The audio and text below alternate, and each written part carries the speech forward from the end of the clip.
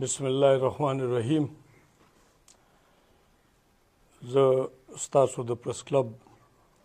د ټولې کابینې ډېره مننه کوم او مبارکي ورته ورکوم او ستاسو ډېره ستاینه کوم. تاسو ډېر په ښه طریقه باندې د تحصیل تخبې د میډیا په وساست باندې د قام خدمت وکړو.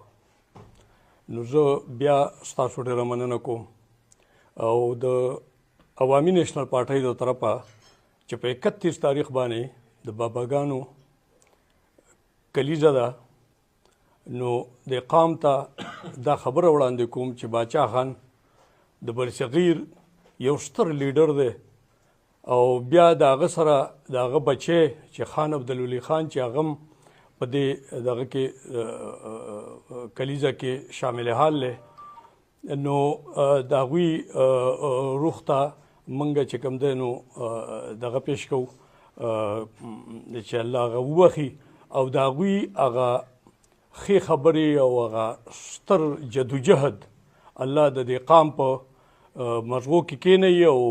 دا قام مخ په وړاندې لاړ شي. ستاسو ډېره مننه کوم، ډېره شکریه او بیا راته مبارکي در کوم. بسم الله الرحمن الرحیم. زه د خپل تخبې پریس کلب د ملګرو ډېر زیات مشکور یم او تاسو ته داد در کوم چې تاسو په دې لږ ټایم کې د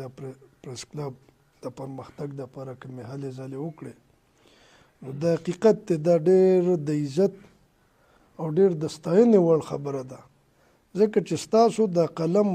دا د دې غونډ عوامو اواز دی او ستاسو اواز چې د قانون او د آئین او د معاشرې د اصلاح دپاره وچلیږي، نو انشاءالله د دې سره به د معاشرې د خلکو ډېرې کړمې حل شي. باقي پاتې مشرور وي د باباګانو برسي ده. د دې باباګانو برسۍ کې موږ دا اپیل کوو چې دا غونډ عوام د ضلع مردان ښه په جوش و خروش سره د عیسی والي، ځکه چې د باچا خان بابا او د ولی خان بابا د دې پښتنو دپاره منډې تړلې، د دې پښتنو دپاره هلې ځلې، د دې پښتنو دپاره خپل کوششونه دا د چا نه پټ نه دي. که زه ووایم چې د پاکستان د جوړېدو نه پس او د پاکستان د جوړېدو نه مخکې په پښتنو باندې د چا احسان دی، د چا خبره پښتنو خبره چا مخکې وړې ده، نو هغه باچا خان بابا دی. نو زما د ضلع مردان د عوامونه دا اپیل دی د باباګانو په دې برسۍ کې عیسی والي او د کوم چې په 31 تاریخ 2 بجې په بینک روډ باندې دی او د دې خپلو باباګانو د